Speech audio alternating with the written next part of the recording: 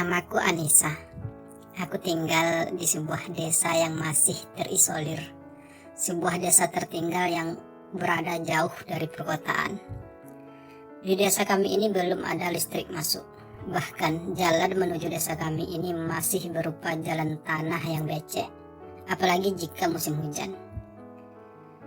Di desa kami ini juga belum ada sekolah sama sekali. Sekolah terdekat itu berada di desa tetangga yang jaraknya lebih kurang 5 km dari desa kami. Itu pun hanya sekolah dasar. Jadi biasanya anak-anak usia sekolah dasar akan bersekolah di sekolah dasar desa tetangga tersebut dengan hanya berjalan kaki atau menggunakan sepeda. Dan bagi keluarga yang mampu, ada yang menggunakan motor. Bagi orang tua di desa kami ini, sekolah bukanlah hal yang utama. Bagi mereka, pendidikan itu tidaklah terlalu penting, karena mengingat jarak sekolah yang jauh dan juga karena biaya yang cukup mahal. Karena itu, kebanyakan dari kami hanya bersekolah sampai tamat SD, terutama bagi kami anak perempuan. Dan kalau anak laki-laki biasanya, setamat SD banyak yang pergi merantau ke luar daerah. Kehidupan masyarakat di desa kami masih sangat primitif. Kami masih menggunakan kayu bakar untuk memasak, dan untuk penerangan di malam hari, kami masih menggunakan jenis lampu tradisional yang terbuat dari kaleng bekas, diberi sumbu dengan masih menggunakan minyak tanah. Memang ada beberapa keluarga yang mampu, yang sudah punya mesin diesel sendiri untuk penerangan rumah mereka. Tapi hanya beberapa keluarga saja, selebihnya masih sangat ketinggalan. Kami juga tidak punya ponsel, selain karena memang tidak ada jaringan sama sekali di desa kami, tapi juga karena ponsel merupakan barang mewah bagi kami. Tentu saja kami tidak akan mampu membelinya. Mata pencarian sebagian besar masyarakat desa kami adalah petani karet. Kebun karet yang kami kelola bukanlah milik kami, tapi milik para juragan kaya di desa kami dan desa tetangga. Kami hanya mendapatkan upah yang tak seberapa dari hasil kerja kami di kebun karet tersebut. Setidaknya begitulah kehidupan yang aku jalani selama ini di desa kami ini. Aku tumbuh dari keluarga yang kurang mampu. Aku hanya sekolah sampai kelas 5 SD. Kemudian harus berhenti karena kedua orang tuaku menganggap sekolah bagi anak perempuan itu tidak penting dan hanya buang-buang biaya. Aku punya 2 orang abang laki-laki, dan mereka juga hanya sekolah sampai tamat SD. Setelah itu, mereka ikut merantau ke luar daerah bersama teman-teman sebayanya yang lain, seperti pada umumnya yang dilakukan oleh para pemuda di desa kami. Sejak kedua abang-abangku pergi merantau, aku hanya tinggal bertiga bersama ibu dan ayahku di rumah. Ibu dan ayahku bekerja di sebuah kebun karet milik seorang juragan kaya di desa kami. Akulah yang harus mengerjakan pekerjaan rumah, seperti memasak, mencuci pakaian, dan juga membersihkan rumah setiap harinya. Sekarang aku sudah berusia 19 tahun. Aku tumbuh sebagai gadis yang ceria dan suka ceplos-ceplos kalau lagi ngomong. Kegiatanku sehari-hari hanyalah mengerjakan pekerjaan rumah, dan sekali-kali aku juga ikut ibu dan ayah untuk bekerja di kebun karet. Aku juga suka berkumpul-kumpul bersama para gadis-gadis lain yang ada di desa kami. Dan begitulah kehidupan yang aku jalani hingga saat ini. Sampai pada suatu saat, sebuah kabar gembira tersebar di desa kami. Ya, bagi kami itu merupakan sebuah kabar yang gembira. Kabar jika di desa kami akan didirikan sebuah gedung sekolah dasar. Sebuah kabar yang sudah sangat lama kami nantikan. Karena biar bagaimanapun, anak-anak usia sekolah yang harus menempuh perjalanan sejauh 5 km untuk bisa bersekolah sudah sangat banyak di desa kami. Memang sudah seharusnya sekolah dasar tersebut dibuka di desa kami ini.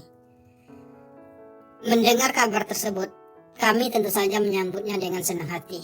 Setidaknya jika sekolah tersebut jadi dibangun, tentu saja anak-anak usia sekolah tidak lagi harus ke desa tetangga untuk bersekolah.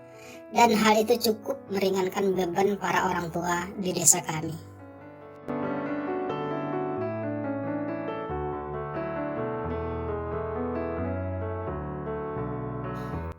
Kamal, tegas lelaki itu menyebut namanya ketika kami berjabat tangan. Anissa, balasku pelan. Mereka berempat ini adalah para tukang bangunan yang akan mengerjakan proyek pembangunan sekolah dasar di desa kita ini. Begitu suara ayahku menjelaskannya pada aku dan ibu. Kami berdiri tepat di halaman rumah kami. Memang ada 4 orang laki-laki yang ayah perkenalkan kepada aku dan ibu. Tapi jujur saja, dari keempat laki-laki tersebut, hanya laki-laki terakhir yang ayah perkenalkan itu yang membuat aku merasa cukup terkesan. Laki-laki yang mengaku bernama Kamal tersebut. Sebenarnya keempat laki-laki yang merupakan tukang bangunan tersebut rata-rata sudah berusia di atas 35 tahun. Kecuali laki-laki yang bernama Kamal itu. Mungkin masih di bawah 30 tahun usianya. Namun yang membuat aku merasa terkesan dengan Kamal ialah bentuk tubuhnya yang sangat kekar dan gagah, serta didukung oleh wajahnya yang tampan. Aku benar-benar terpesona pada pandangan pertama. Selama mereka mengerjakan proyek tersebut, mereka akan tinggal di rumah kosong yang berada di samping rumah kita itu. Ayah kembali menjelaskan sambil mengarahkan pandangannya ke arah rumah kosong yang memang berada tepat di samping rumah kami. Rumah itu memang sudah lama tidak dihuni karena pemiliknya sudah pindah ke kota. Tapi rumahnya masih cukup bagus dan masih layak untuk ditempati. Biasanya pemilik rumah tersebut masih sering berkunjung untuk merawat dan membersihkannya. Selain itu, selama mereka tinggal di sini, mereka juga minta tolong untuk dimasakin sama ibu dan Anissa. Ayah melanjutkan penjelasannya. Ayah juga ikut kerja sama mereka, juga beberapa orang lainnya dari desa kita ini. Tapi tentu saja mereka berempat ini jauh lebih berpengalaman dalam hal pembangunan gedung sekolah. Karena itu mereka sengaja didatangkan dari jauh. Jelas ayah lagi. Yang paling jauh itu si Kamal ini sebenarnya, Pak. Ucap salah seorang tukang tersebut sambil mengarahkan telunjuknya kepada lelaki gagah di sampingnya. Iya, Pak. Kalau dari tempat saya berasal ke sini itu butuh waktu 1 hari, Pak, baru sampai. Kamal memperjelas ucapan temannya barusan. Jadi mungkin selama aku mengerjakan proyek sekolah ini, aku gak bakal pulang sebelum proyeknya selesai. Si Kamal ini melanjutkan kalimatnya. Oh ya, gak apa-apa loh nak Kamal. Semoga betah di desa kami ini. Tapi kalau boleh tahu, kira-kira berapa lama pengerjaannya? Tiba-tiba ibuku ikut berbicara. Seharusnya 4 bulan udah selesai sih, balas salah seorang tukang yang paling tua. Mungkin lelaki itu adalah kepala tukangnya.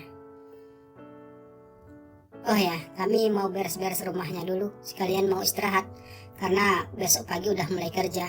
Lelaki itu berucap kembali. Oh iya, silahkan, ayahku yang membalas. Jadi kalau untuk makannya, mulai kapan kami bisa siapkan? Tiba-tiba ibuku bertanya sebelum mereka berempat memutar tubuh. Kalau untuk malam ini, sepertinya kami masih punya bekal, Bu. Jadi mulai besok aja. Jelas si lelaki kepala tukang tadi. Jadi yang kami siapkan itu mulai dari sarapan, makan siang, dan juga makan malam ya? Ibuku bertanya lagi. Iya, Bu. Kalau ibunya nggak keberatan. Kalau soal harga kita bahas lagi nanti malam ya, balas laki-laki tersebut. Iya, nggak apa-apa, kami nggak keberatan kok, ucap ibu kemudian.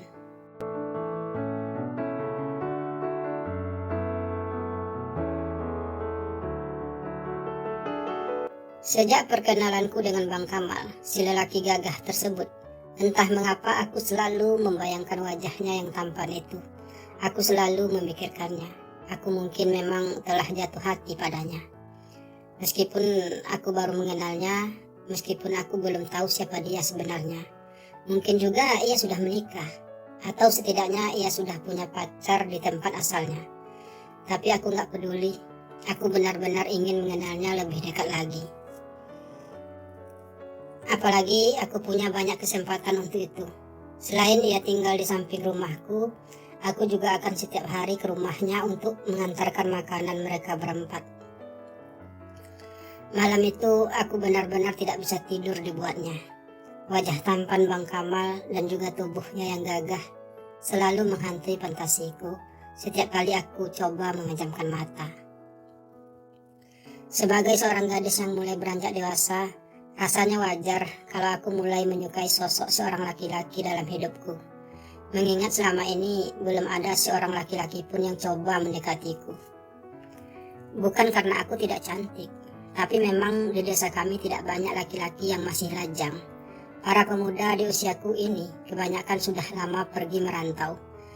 Dan lagi pula, selama ini aku terlalu sibuk dengan pekerjaan rumahku, sehingga aku tidak terlalu memikirkan tentang laki-laki. Tapi entah mengapa, sejak bertemu Bang Kamal sore tadi, aku jadi suka memikirkannya. Mungkin karena selama ini aku memang jarang bertemu laki-laki. Apalagi laki-laki setampan dan segagah Bang Kamal. Dia benar-benar telah mampu membuat aku terpesona dengan segala kelebihannya tersebut. Sebegitu kesepiannya kah hidupku selama ini? Sebegitu membosankannya kah hidupku selama ini?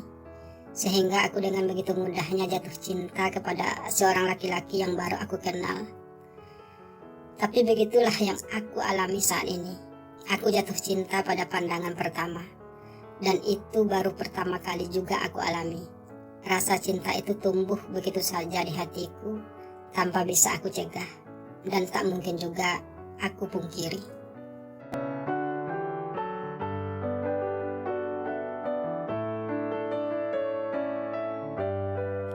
Keesokan paginya, sesuai perjanjian, aku pun mengantarkan sarapan ke rumah para tukang tersebut. "Selamat pagi abang-abang," sapaku ramah ketika aku sudah berada di rumah tersebut. "Ini sarapannya ya," lanjutku lagi. "Iya Dek Anissa, makasih ya," balas salah seorang dari mereka. "Selamat menikmati ya, semoga kalian suka. Tapi kalau ada yang kurang, bilang aja ya. Siapa tahu kurang pedas, kurang garam, atau kurang enak. Ngomong aja, nanti akan kami perbaiki," ucapku kemudian. "Kalau Dek Anissa yang masak, udah pasti enak lah," celetuk seorang lelaki yang baru keluar dari kamarnya. "Kalian cuma bertiga?" tanyaku, melihat hanya mereka bertiga yang ada di sana, tanpa Bang Kamal. "Oh, si Kamal lagi mandi," jelas lelaki tadi lagi. "Oh begitu," gumamku sedikit kecewa. Padahal aku berharap bisa bertemu Bang Kamal pagi itu. "Jadi nanti piring-piring kotornya kami yang antar atau Dek Anissa yang ambil lagi?" tanya lelaki yang paling tua. "Saya aja yang ambil nanti," balasku pelan. "Aku hanya berharap nanti bisa bertemu Bang Kamal." "Gak usah, biar kami aja yang antar." Tiba-tiba Bang Kamal muncul dari belakang. Ia kelihatan habis mandi dan hanya memakai handuk yang terlilit di pinggangnya. Dek, dadaku berdegup kencang melihat pemandangan tersebut. Aku menelan ludah beberapa kali. Sungguh pemandangan yang sangat indah. Seumur hidup baru kali ini aku melihat laki-laki tanpa baju berdiri di depanku. Apalagi Bang Kamal terlihat sangat kekar. Otot-otot dadanya sangat atletis dan maskulin. Itu adalah pemandangan yang luar biasa. Aku jadi sedikit tertegun. "Dek Anissa, nggak usah repot-repot mengambil kesini lagi. Kasihan juga kalau harus bolak-balik sini," Bang Kamal menyambung ucapannya. "Ya bang, tapi nggak apa-apa juga sebenarnya. Kalau saya yang ambil kesini, itu kan emang tugas saya. Tapi kalau abang berbaik hati untuk mengantar ke rumah juga nggak apa-apa," balasku, sambil menahan debaran di dadaku yang kian menjadi. "Ya udah, kalau begitu saya pamit," aku kembali berujar dengan cepat. Walaupun sebenarnya aku ingin sekali berlama-lama di situ. Aku ingin sekali berlama-lama menatap keindahan tersebut. Tapi aku merasa nggak enak hati. Karena itu aku pun memutuskan untuk kembali ke rumah. "Oke Dek Anissa, sekali lagi terima kasih ya." Kali ini Bang Kamal yang kembali membalas ucapanku. Aku segera berlalu dari sana, sambil menahan gejolak di hatiku. Bang Kamal memang benar-benar mengagumkan. Di mataku, ia begitu sempurna. Benar-benar sosok laki-laki yang aku idamkan selama ini. Sesampai di rumah, aku langsung masuk ke kamarku. berusaha menenangkan pikiran dan gemuruh di dadaku yang terus saja berdebar hebat membayangkan hal tersebut. Oh Bang Kamal, betapa kamu begitu gagah dan tampan. Aku ingin sekali bisa memilikimu. Batinku penuh harap.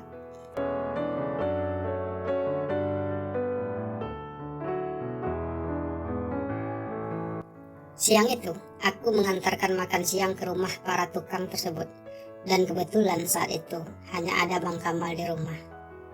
Selamat siang Bang Kamal, sapaku lembut. Ini makan siangnya ya, Bang, lanjutku. Oh iya Dek Anissa, makasih ya, balas Bang Kamal sambil ia mengambil alih makanan tersebut dari tanganku. Abang sendirian aja, yang lain mana? Tanyaku mencoba berbasa-basi. Oh, yang lain masih di tempat kerja. Sebentar lagi balik kok. Tadi aku sengaja pulang lebih cepat karena tiba-tiba sakit perut. Jelas Bang Kamal. Abang sakit perut, kenapa?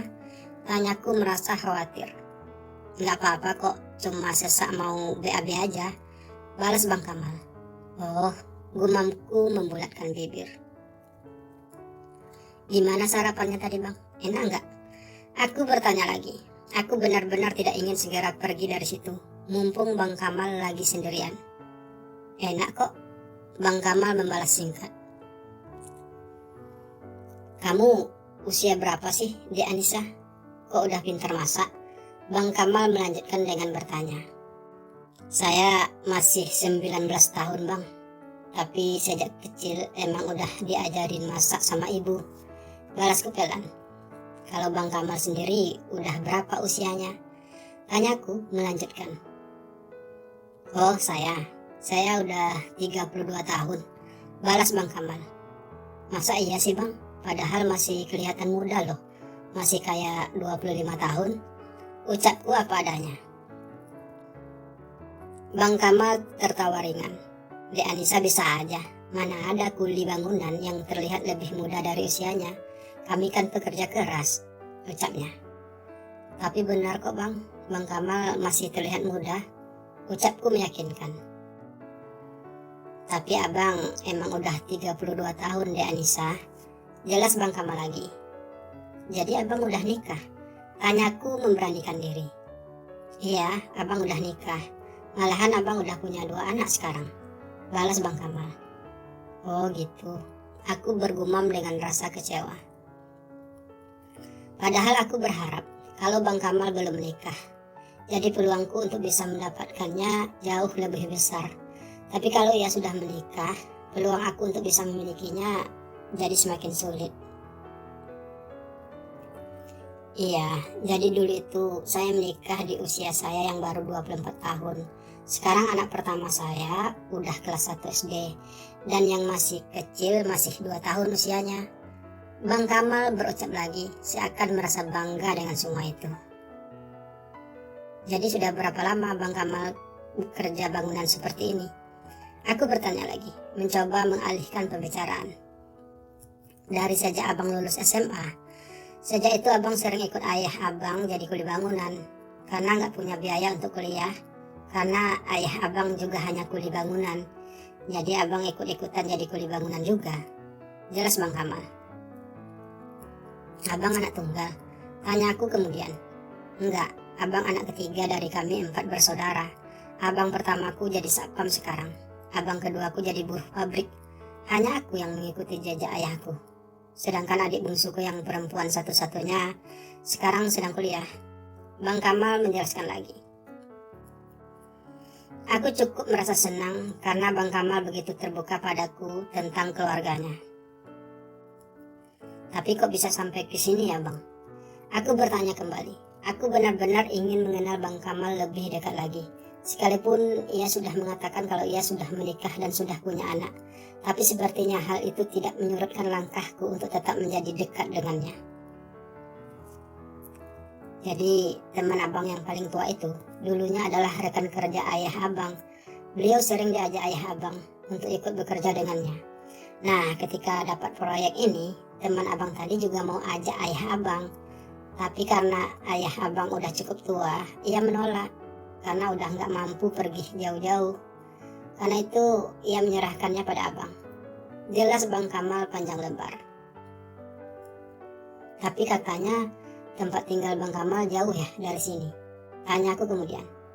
Iya, karena abang lagi nganggur, abang terima aja walaupun agak jauh.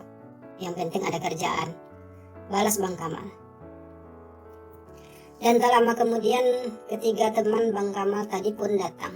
Aku pun segera pamit pulang ke rumah kembali dengan perasaan yang begitu bahagia.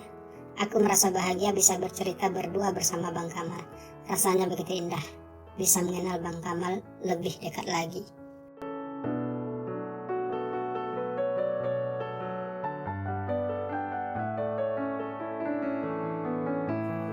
Sejak saat itu, aku dan Bang Kamal jadi sering ngobrol berdua. Aku selalu mencari-cari kesempatan untuk bisa bertemu Bang Kamal saat ia sendirian di rumahnya. Bang Kamal termasuk tipe laki-laki yang tidak terlalu suka keluar rumah. Terbukti ketika temannya sering keluar rumah untuk sekadar berjalan-jalan di sepanjang kampung. Tapi Bang Kamal lebih memilih untuk berdiam diri di rumah. Karena itu aku jadi punya banyak kesempatan untuk bisa sekadar mengobrol berdua dengannya. Kami jadi sering ngobrol berdua. Dan hal itu mampu membuat aku benar-benar merasa bahagia. Aku dan Bang Kamal terasa semakin dekat. Aku juga begitu terbuka padanya. Semua cerita tentang hidupku, aku ceritakan pada Bang Kamal. Dan dia dengan senang hati mau mendengarkannya. Hingga pada suatu malam. Saat itu sudah sebulan Bang Kamal tinggal dan bekerja di desa kami. Kami juga sudah sangat dekat. Saat itu hanya ada Bang Kamal sendirian di rumah. Ketiga temannya sudah pulang kampung karena sudah sebulan mereka di desa kami. Bang Kamal gak ikut pulang, tanyaku. Kan abang udah pernah bilang kalau tempat tinggal abang tuh jauh. Jadi abang emang gak bakal pulang sebelum proyeknya selesai. Selain karena jauh, abang juga mau hemat karena ongkos untuk pulang itu mahal. Jelas Bang Kamal. Jadi Bang Kamal bakal tidur sendirian malam ini? Aku bertanya lagi. Ya, begitulah, balas Bang Kamal singkat. Saya juga sendirian di rumah Bang. Ayah sama ibu pergi ke desa tetangga. Ada acara kenduri keluarga di sana. Kemungkinan pulangnya juga tengah malam. Karena mereka perginya kan cuma pakai sepeda. Ucapku seakan sengaja memberitahu Bang Kamal akan hal tersebut. Dek Anissa gak takut sendirian di rumah? Tanya Bang Kamal. Sebenarnya takut sih Bang, tapi mau gimana lagi? Saya juga udah terbiasa ditinggal sendirian di rumah. Apalagi sejak kedua abang-abangku pergi merantau. Aku jadi sering tinggal sendiri di rumah. Terutama kalau ayah dan ibu ada acara kenduri seperti sekarang ini. Jelasku apa adanya. Kalau Bang Kamal gak takut sendirian? Aku bertanya kemudian. Ya, sebenarnya agak takut juga sih. Apalagi abang kan baru di sini. Tapi nggak apa-apalah, abang berani-beraniin aja. Balas Bang Kamal. Kalau saya temenin abang di sini sampai ayah dan ibu pulang gimana? Abang keberatan nggak? Tanyaku sedikit berani. Emangnya Dek Anissa mau? Tanya Bang Kamal. Ya, mau aja sih Bang. Kan saya juga takut di rumah sendirian. Balasku pelan. Ya udah, Dek Anissa di sini aja dulu sampai ayah dan ibunya pulang. Ucap Bang Kamal. Nggak apa-apa nih Bang. Tanyaku sekedar meyakinkan diriku sendiri kalau aku tidak sedang bermimpi. Berada berdua bersama Bang Kamal di rumah ini dalam keadaan yang sepi dan gelap seperti ini adalah hal yang aku inginkan selama ini. Aku sudah lama menunggu saat-saat seperti ini. Ya, nggak apa-apalah Dek Anissa. Abang malah senang ada Dek Anissa di sini. Balas Bang Kamal yang membuatku merasa melambung. Emangnya Bang Kamal nggak takut berduaan sama saya malam-malam begini? Tanyaku. Kenapa harus takut? Emangnya Dek Anissa ini vampir ya, suka menghisap darah? Balas Bang Kamal dengan nada candanya. Harusnya Dek Anissa yang takut. Takut abang apa-apain? Bang Kamal melanjutkan ucapannya masih dengan nada candanya. Dia apa-apain juga nggak apa-apa Bang. Balasku spontan. Ah yang benar, ucap Bang Kamal. Benar bang, balasku yakin. Saya sebenarnya emang suka sama Bang Kamal, bahkan sejak pertama kali kita berkenalan. Aku melanjutkan ucapanku tanpa rasa ragu lagi. Bang Kamal harus tahu perasaanku padanya. Mumpung ada kesempatan, mumpung hanya kami berdua malam ini. Tapi abang udah nikah loh dek, balas Bang Kamal. Iya, saya tahu bang, tapi saya udah terlanjur jatuh cinta sama Bang Kamal. Saya ingin sekali bisa memiliki Bang Kamal, walau hanya untuk sementara. Ucapku lagi ceplos-ceplos. Emangnya Dek Anissa nggak punya pacar? Bang Kamal bertanya kemudian. Saya bahkan belum pernah pacaran sama sekali bang. Jawabku jujur. Berarti Dek Anissa ini masih polos ya? Tanya Bang Kamal lagi. Iya bang, saya masih polos dan belum pernah diapa-apain sama sekali. Makanya saya ingin Bang Kamal yang melakukannya pertama kali. Ucapku lagi, hampir tak mampu menahan diriku sendiri. Suasananya benar-benar mendukung. Dek Anissa yakin ingin melakukan hal itu bersama abang? Bang Kamal bertanya kemudian. Iya bang, saya sangat yakin bang. Saya ingin sekali mempersembahkan mahkota yang sangat berharga dalam diri saya ini untuk abang. Saya ingin Bang Kamal yang mendapatkannya. Saya tulus memberikannya bang. Aku berucap dengan penuh harap. Tapi abang ini udah nikah dek. Abang gak bisa janji apa-apa sama Dek Anissa. Abang di sini hanya sampai proyeknya selesai. Setelah itu abang tidak akan lagi ada di sini. Abang harap Dek Anissa bisa mengerti posisi abang saat ini. Balas Bang Kamal pelan. Tapi masih lama kan bang proyeknya, masih 3 bulan lagi. Itu artinya kita masih punya banyak kesempatan untuk menjalin hubungan cinta selama abang berada di sini. Dan saya sudah sangat siap untuk segala hal yang akan terjadi setelahnya. Yang penting abang mau menerima cinta saya. Ucapku berusaha meyakinkan Bang Kamal. Apa kamu gak bakal menyesal menyerahkan sesuatu yang berharga tersebut kepada abang, kepada lelaki yang sudah menikah dan juga sudah cukup tua? Bang Kamal bertanya kembali. Sepertinya ia masih ragu. Justru saya akan sangat menyesal kalau abang menolaknya. Saya tulus memberikannya untuk Bang Kamal. Saya benar-benar menginginkannya bang. Ucapku dengan nada penuh harap. Baiklah Dek Anissa, jika hal itu yang Dek Anissa inginkan, abang bersedia melakukannya bersama Dek Anissa. Karena sebenarnya abang juga suka sama Dek Anissa. Tapi karena jarak usia kita yang jauh dan juga karena abang udah nikah, abang gak mau berharap lebih sama Dek Anissa selama ini. Tapi karena sekarang Dek Anissa sendiri yang menginginkannya, abang tentu saja dengan senang hati melakukannya. Ucap Bang Kamal akhirnya. Ucapan yang membuat aku merasa lega. Ucapan yang membuat aku merasa bahagia. Dan begitulah, malam itu aku berusaha mempersembahkan sesuatu yang sangat berharga tersebut kepada Bang Kamal, lelaki cinta pertamaku tersebut, lelaki tampan dengan tubuhnya yang gagah, lelaki yang aku impikan selama ini. Bang Kamal melakukannya dengan begitu pelan dan lembut. Aku dibuatnya terbuai dalam ayunan cinta yang indah. Kupersembahkan semuanya untuk Bang Kamal. Kupersembahkan dengan penuh perasaan seluruh jiwa ragaku ini untuknya. Betapa hal itu terasa sangat indah bagiku. Semuanya terasa begitu luar biasa dan sempurna.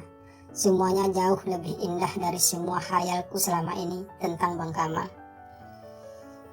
Dia benar-benar lelaki yang luar biasa dan perkasa. Dan aku jadi semakin rela untuk memberikan semuanya. Kubiarkan lelaki gagah itu mengambil hal tersebut. Aku berikan semuanya dengan sepenuh jiwaku. Dan aku merasa sangat bahagia dan lega. Benar-benar terasa lega. Seakan aku mendapatkan setetes air di tengah gurun gersang. Rasa dahaga yang selama ini aku tahan kini terlepaskan sudah. Dan hal itu benar-benar memberikan kesan yang sangat indah bagiku. Begitu indah dan begitu sempurna.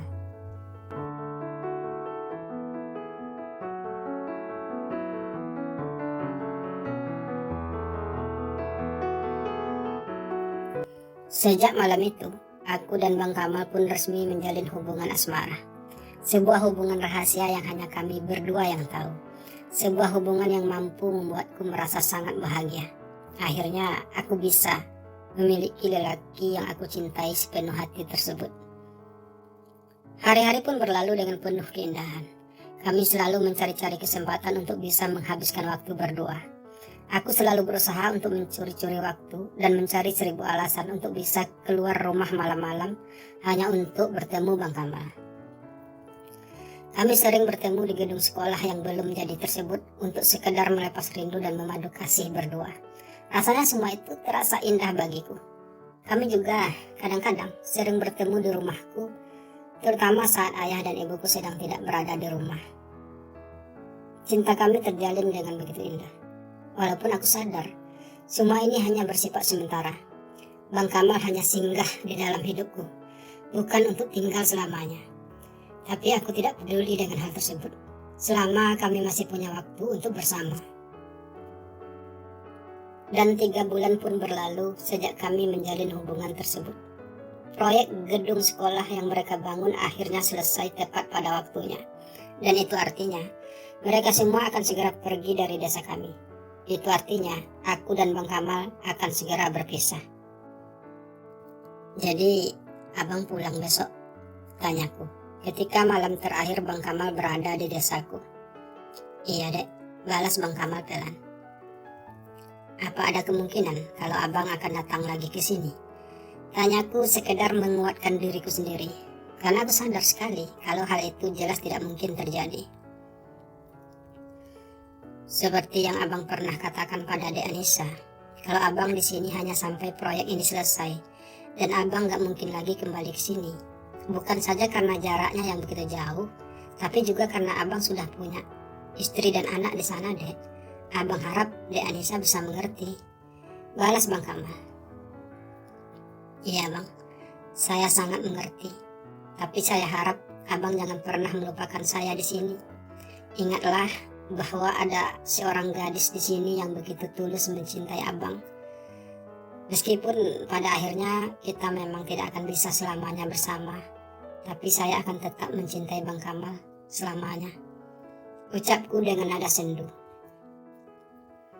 Abang juga mencintai Dek Anissa, tapi abang harus memilih. Dan ini bukan pilihan yang mudah bagi abang, karena abang juga cukup sadar jika abang mempertahankan Dek Anissa, akan terlalu besar risiko yang harus kita hadapi. Akan begitu banyak hati yang akan terluka. Terutama karena abang yakin kedua orang tua Dek Anissa pasti tidak akan setuju dengan semua ini. Bang Kamal berucap kemudian. Iya bang, saya paham maksud abang. Walaupun semua ini terasa begitu menyakitkan, tapi setidaknya saya pernah merasakan semua keindahan bersama lelaki yang saya cintai. Dan itu akan menjadi kenangan terindah dalam hidup saya. Timpalku akhirnya sambil berusaha menahan air mataku sendiri.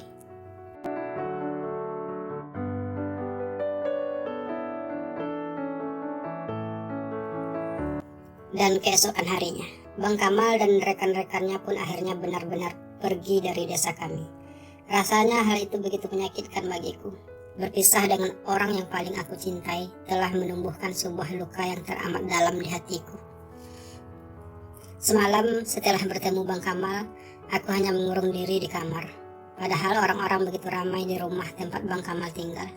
Para warga yang sudah merasa dekat dengan para tukang tersebut sengaja membuat sedikit acara perpisahan. Tapi aku enggan untuk ikut bersama mereka. Hatiku begitu pilu. Aku merasa sangat sedih.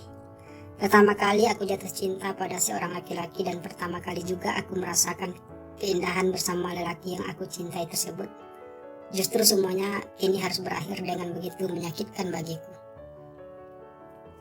Tapi aku tidak pernah menyesalinya. Aku justru merasa bangga melakukan semua itu. Aku bangga bisa mempersembahkan yang terbaik untuk Bang Kamal. Aku bahagia bisa menjadi bagian penting dalam hidupnya, walau hanya sementara saja. Cintaku kepada Bang Kamal begitu besar, tapi takdir mempertemukan kami bukan untuk bersama selamanya, hanya untuk memberi sedikit kebahagiaan dalam perjalanan hidupku yang sepi. Kini Bang Kamal telah pergi. Hari-hariku kembali terasa sunyi. Rasa sakit dan luka yang aku rasakan begitu dalam dan pedih. Namun, segala keindahan yang aku rasakan selama beberapa bulan tersebut mampu menyembuhkan semua luka itu.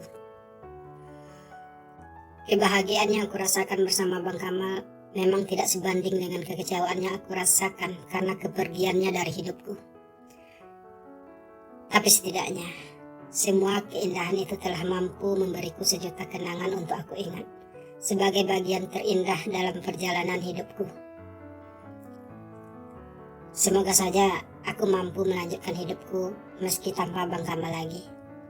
Semoga saja di suatu saat nanti aku bisa bertemu laki-laki yang mungkin jauh lebih indah daripada Bang Kamal. Ya, semoga saja.